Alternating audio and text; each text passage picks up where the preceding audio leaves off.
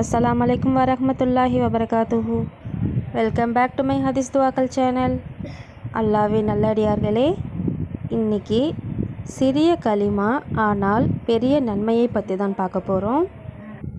அந்த கலிமாவின் சிறப்பை பார்க்கலாம்.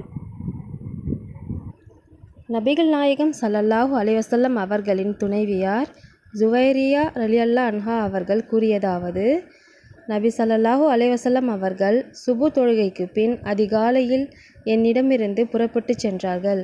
அப்போது நான் எனது தொழுமிடத்தில் அமர்ந்திருந்தேன். பிறகு அவர் முற்பகல் தொழுகைக்கு அதாவது லுஹா தொழுதுவிட்டு வந்தார்கள். அப்போதும் நான் அதே இடத்தில் அமர்ந்திருந்தேன். அப்போது என்னிடம், நான் உன்னிடமிருந்து சென்றது முதல் இதே நிலையில்தான் நீ இருந்து கொண்டிருக்கிறாயா என்று கேட்டார்கள். நான் ஆம் என்றேன். நபி ஸல்லல்லாஹு அலைஹி வஸல்லம் அவர்கள், நான் உன்னிடமிருந்து சென்றதுக்கு பிறகு 4 துதிச்சொற்களை 3 முறை சொன்னேன். அந்த சொல் சுபஹானில்லாஹி வபிஹம்திஹி அதத கல்கிஹி வரிலா நஃப்சிஹி வ ஸீனத்தின் அர்ஷிஹி வ மிதாத கலிமாத்திஹி.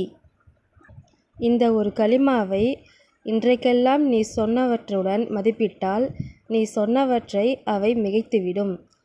அவை சுபஹானில்லாஹி, அல்லாவை அவனை தூயவன், வபி ஹம்திஹி என போற்றி புகழ்ந்து துதிக்கிறேன்.